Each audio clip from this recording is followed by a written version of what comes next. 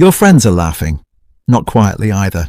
They're sitting around a restaurant table, passing phones around, talking about vacations, new cars, promotions, and the things they're going to buy when their next paycheck hits. Then you say it. You tell them you've decided to start with just $100. $100, that's it. No investors, no rich parents, no business partner. Just $100 you can afford to lose. For about 3 seconds, nobody says anything. Then someone laughs. Your closest friend shakes his head and says, "Bro, what are you actually going to do with $100? Another person smiles and says, "You're trying to get rich with that."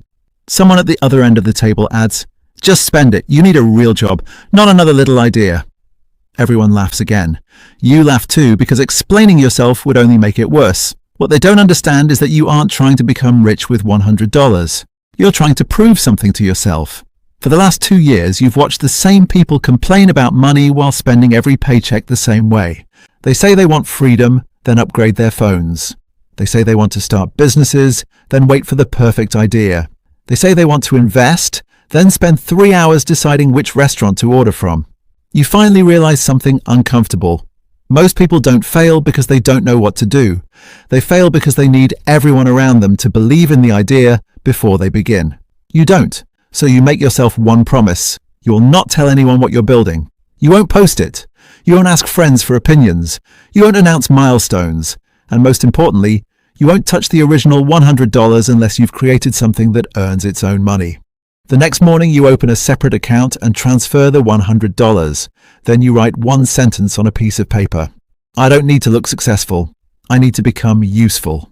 You fold the paper and put it inside your desk drawer. Then you start. Not with $1 million idea, not with some secret investment. You start by finding one problem people are already paying someone else to solve.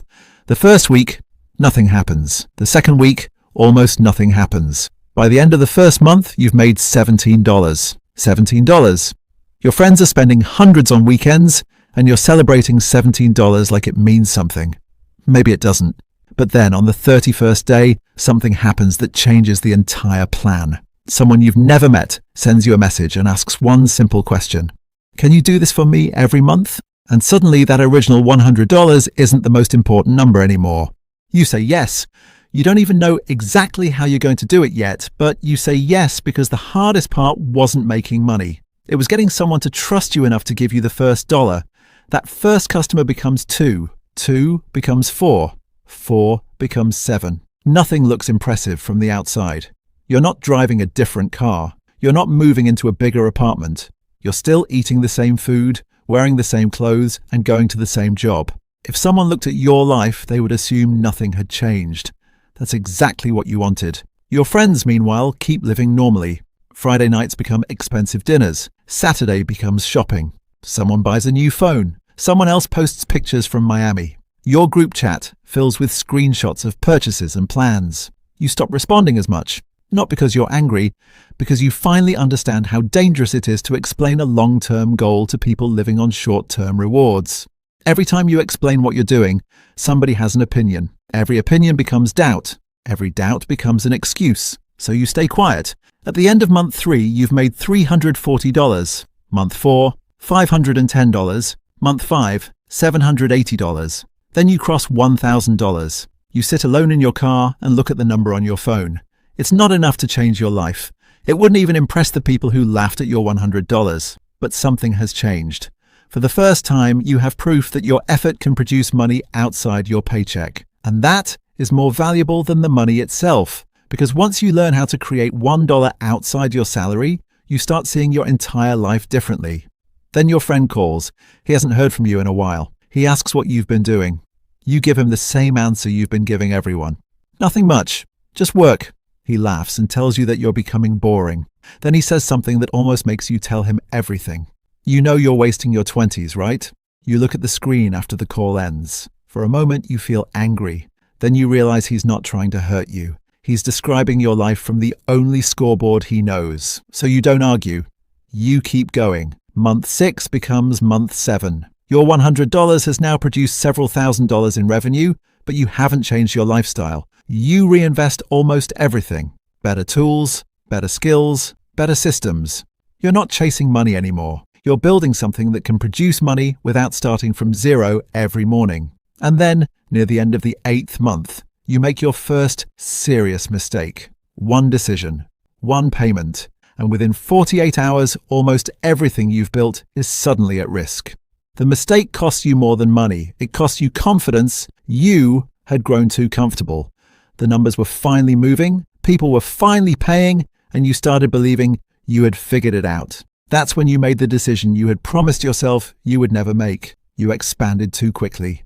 You spent money before the money was ready to be spent. You assumed because something worked once, it would keep working forever. It didn't. Within 2 days, you lose nearly half of what you've built. You stare at the numbers late that night with your laptop open on the kitchen table. The room is completely silent. You could stop. Nobody would blame you.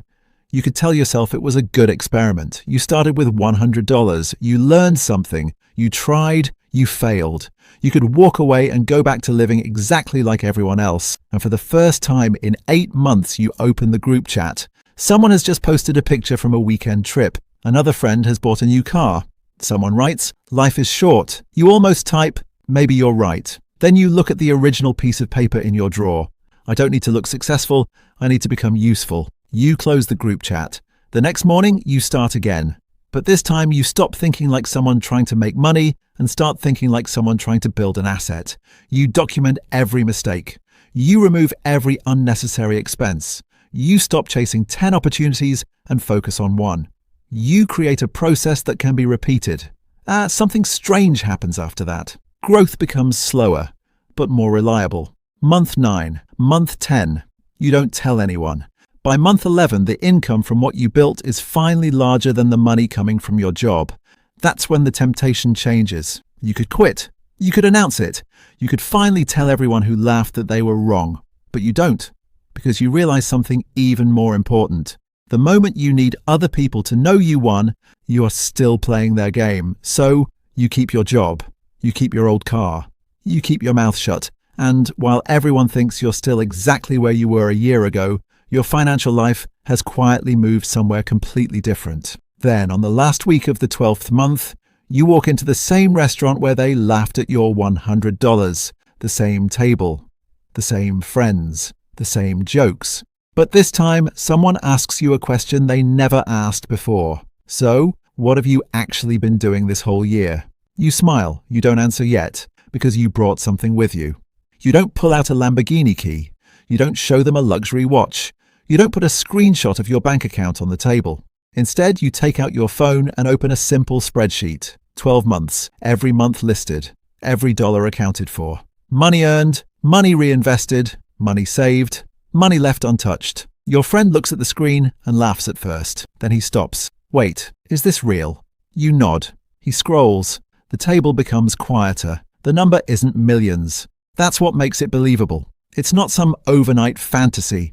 It's the result of 12 months of doing something nobody thought was worth doing. The original $100 had turned into a small machine, one that could produce income repeatedly. Someone asks, "How much did you make?" You hesitate. Then you tell them. Nobody speaks for a moment. The same person who called you a loser 12 months earlier leans back in his chair and says, "How?" Not "What did you buy?" Not "How much do you have?" Just "How?" And that's when you realize the strangest part of success. People rarely notice the work. They notice the result. They didn't see the nights you stayed awake learning. They didn't see the failed attempts. They didn't see the $17 month. They didn't see you lose half the progress and start again. They didn't see the days when you wanted to quit. They only see the final number, because the final number is the first part of the story that makes sense to them.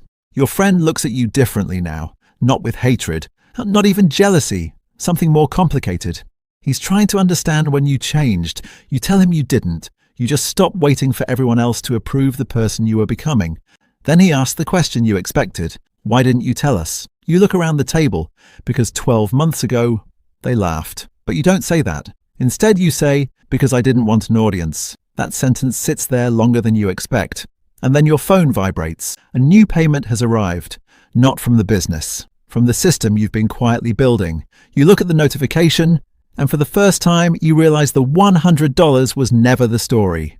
It was just the test. A year earlier, they laughed because they thought $100 was too small to matter.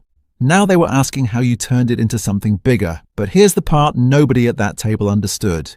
You didn't become successful because you found a magical way to multiply $100 overnight. You became successful because you stopped treating small beginnings like they were embarrassing. Most people want the final chapter immediately. They want the business before the first customer, the investment returns before the first deposit, the audience before the first video, the freedom before the sacrifice. And when the first result is small, they assume it doesn't count. That's the trap. Because almost everything meaningful begins looking ridiculous before it looks obvious. Your first dollar looks meaningless. Your first customer looks insignificant. Your first $100 looks laughable. Your first year looks like nothing. Until one day, someone who spent the entire time watching you struggle suddenly asks, "How did you do it?" You don't tell them the secret is discipline. You don't tell them the secret is intelligence. You don't even tell them the secret was the $100. You tell them the truth. I got tired of needing everyone to believe in me before I believed in myself. That's when your friend finally understands. The $100 didn't make you rich. It made you start. And starting changed everything. You leave the restaurant that night the same way you arrived. Same car, same clothes, same person. But something is different now. You no longer care whether they think you're successful because you finally understand something most people spend decades learning. A comeback doesn't begin when everyone sees you winning. It begins when you're willing to keep going while everyone still thinks you're losing. So if you're currently the person everyone calls behind, the person whose friends think you're wasting your time, the person whose bank account looks too small to matter, don't be in such a hurry to prove them wrong.